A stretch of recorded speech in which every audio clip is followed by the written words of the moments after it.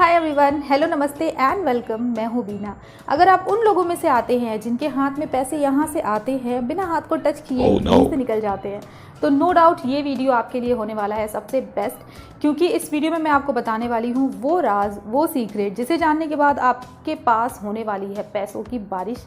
अगर आप ऐसा सोचते हैं तो आप गलत सोच रहे हैं, क्योंकि इस वीडियो में मैं आपको बिल्कुल प्रैक्टिकल बातें बताने वाली हूँ जिन्हें अगर आप फॉलो करते हैं तो आपके पास चाहे जितने भी पैसे हो, चाहे आपके पास जितने भी पैसे आते हैं वो इतना हो या फिर इतना हो, आप उसी में से थोड़ी सी क्वांटिटी अपने लिए बचा पाएंगे, सेविंग्स कर पाएंगे। बिल्कुल प्रैक्टिकल और बिल्कुल सही टिप्स होने वाले हैं ये, जिन्हें अगर आप फॉलो करते हैं तो गारंटीड आप अपने पास सेविंग्स कर पाएंगे। आपके पास थोड़े बहुत ही सही पर पैसे आप बचाना सीख जाएंगे। मैं उन लोगों में से आती हूँ जो कि थोड़े से कंजूस होते हैं और पैसे बचाना बहुत अच्छे से जानते हैं, क्योंकि मैं काफ़ी गरीब फैमिली से बिलोंग करती हूँ और मेरे पास बहुत ज़्यादा पैसे नहीं होते थे। सब कुछ बिल्कुल मेरे हाथ में नहीं रखा जाता था, तो जितने भी पैसे मुझे मिलते थे मैं उसी में से सेविंग्स कर करके थोड़ा थोड़ा इकट्ठा करके अपने लिए जो भी मुझे चाहिए होता था, बचपन से ही मैं ऐसी हूँ, थोड़े थोड़े कलेक्ट करने के बाद, सेविंग्स करने के बाद मैं अपने लिए बड़ी बड़ी चीज़ें लिया करती थी। और अगर आप सेविंग्स नहीं कर पाते हैं तो ये वीडियो देखने के बाद गारंटी आप भी सेविंग्स करना सीख जाएंगे, तो टेंशन की कोई बात ही नहीं। बस आपको करना यही है कि वीडियो को पूरा एंड तक देखना है और जो कुछ भी मैं बताने वाली हूँ उसे पॉइंट टू पॉइंट नोट करना है और देन उसे फॉलो करना है। बस बहुत ही सिंपल। ओके, तो स्टार्ट करते हैं रूल नंबर 1 से। सबसे पहले आपको ये सबसे ज़्यादा ज़रूरी है, आपको अगर सेविंग्स करना है तो सबसे पहले आपके माइंड में क्लैरिटी होनी चाहिए। सबसे पहले आप अपने आप से प्रॉमिस करो या फिर आप अपने आप को ये बिल्कुल अच्छे से बता दो, आप अपने माइंड को बिल्कुल ऑर्डर दे दो कि मुझे सेविंग्स करना ही है। ये आपके माइंड में क्लियर होना चाहिए। अब इसके लिए आपको ढूंढना पड़ेगा एक सॉलिड रीज़न, आप क्यों सेविंग करना चाहते हैं। क्योंकि अगर आपके माइंड में क्लैरिटी नहीं है कि आपको किसी एक पर्पज़ के लिए सेविंग करना है तो आप सेविंग कर ही नहीं पाओगे। तो समझना पड़ेगा कि मुझे सेविंग करना है और इस वजह से करना है, तभी आपको एक ट्रैक दिखेगा, आपको एक रास्ता दिखेगा कि अच्छा मुझे ये सेविंग करना है। आपके माइंड में बार बार वो चीज़ आती रहेगी कि मुझे इस वजह से सेविंग करना है। नंबर 2 पे आता है, आपको बनाना है एक बजट। बजट में क्या होगा, आप जितना भी एक्सपेंस करते हैं, जितना भी आप स्पेंड करते हैं पूरे महीने में, आपको वो नोट डाउन करना है 2 पार्ट्स में, जो कि होगा प्राइमरी एंड सेकेंडरी। आप पूरे महीने में क्या खर्च करते हैं, कितना खर्च करते हैं, ये आपको 2 पार्ट्स में डिवाइड करना है। प्राइमरी यानी कि वो सारी चीज़ें जिस पे आप कंट्रोल नहीं कर सकते, वो खर्च होगा ही, जैसे कि आप रेंट या फिर स्कूल कॉलेज फीस या फिर ऐसी चीज़ें जो कि आपको करनी ही है, जिस पे आप कंट्रोल नहीं कर सकते और उसमें से आप पैसे नहीं बचा सकते। सेकेंडरी में आती है वो सारी चीज़ें जो कुछ भी इनके अलावा है। ऐसा करने से आप बिल्कुल क्लियर हो जाएंगे कि ये सारी वो चीज़ें हैं जहाँ पे मैं कंट्रोल नहीं कर सकती हूँ और जहाँ पे मुझे खर्च करना ही है। और इसके साथ साथ आपको पता चलेगा कि मेरी ज़रूरतें जो है, जो भी बिल्कुल नेसेसरी है, वो कितना, वहाँ पे कितना एक्सपेंस हो रहा है।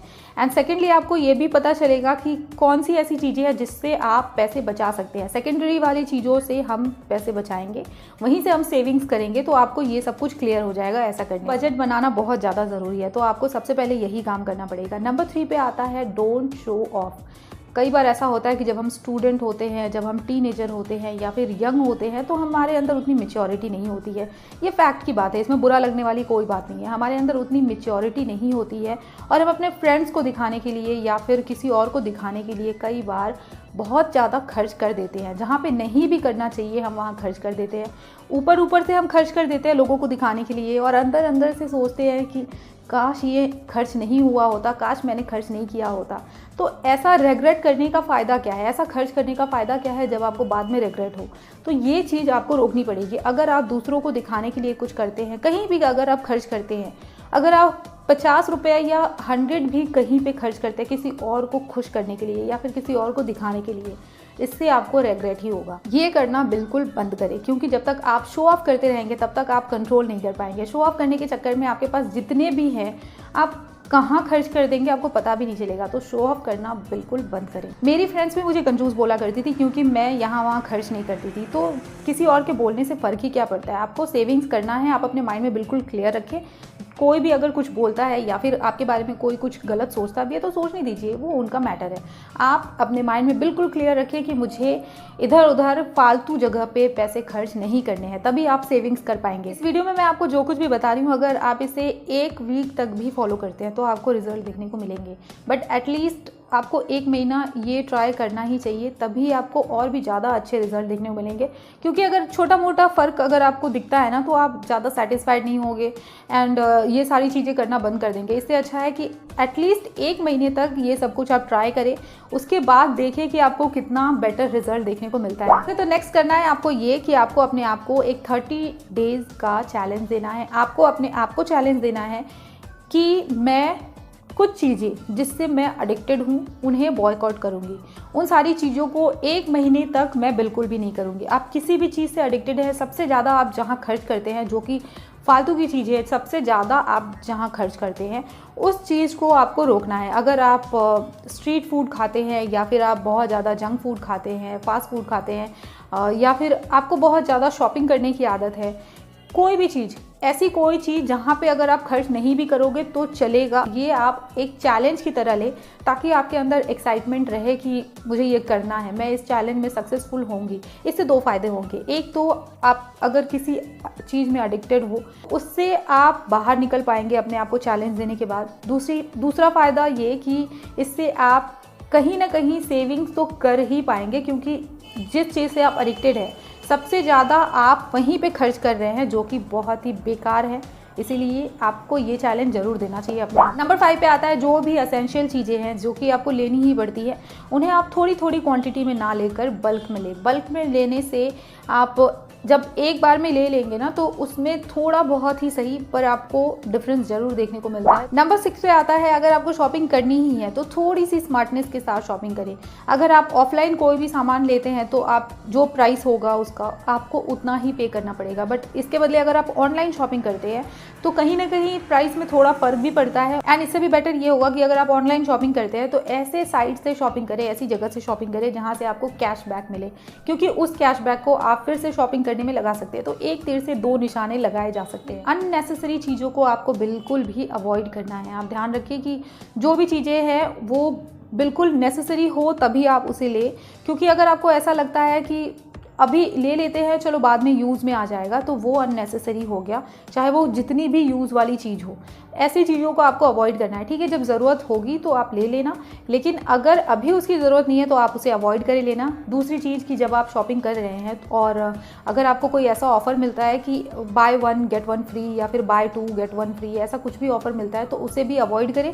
जितने की ज़रूरत हो सिर्फ उतना ही ले, क्योंकि अगर आप एडिशनल चीज़ें लेते हैं, अगर आप एक्स्ट्रा चीज़ें लेते हैं जिसकी ज़रूरत अभी आपको नहीं है, फ्यूचर में ज़रूरत होगी शायद, पर अभी उसकी ज़रूरत नहीं है, तो आप उसे अवॉइड करें, वही ज़्यादा बेटर है। क्योंकि इससे भले ही आपको दिखता हो कि थोड़े बहुत पैसे बचेंगे अगर मैंने 2 चीज़ें एक साथ में ले ली, बट अभी जो आप एक्स्ट्रा ले रहे हैं उसके लिए आप एक्स्ट्रा पे कर रहे हैं, इसीलिए इस चीज़ को अवॉइड करें। स्मार्ट शॉपिंग में ये भी इंक्लूड होता है कि अगर आप ऑफलाइन शॉपिंग करने जाते हैं कभी कभार, तो वहाँ पे बार्गेनिंग करना ना भूलें, क्योंकि अगर बार्गेनिंग करने से 200-300 भी बच जाते हैं तो क्या बुरा है, ठीक है ना, उतने पैसे में हम कुछ और भी ले सकते हैं। इसीलिए बार्गेनिंग करने में बिल्कुल भी शर्माना नहीं चाहिए या फिर घबराना नहीं चाहिए कि अरे लोग क्या बोलेंगे, अरे दुकानदार क्या बोलेगा। ठीक है, जिसको जो सोचना है सोचने दीजिए, आप अपना काम करते रहिए ना, आप बार्गेनिंग करने से बिल्कुल भी पीछे ना हटें। जिस चीज़ का भी सीज़न नहीं है उस चीज़ को लेना बेटर और स्मार्ट शॉपिंग है। क्योंकि अगर आप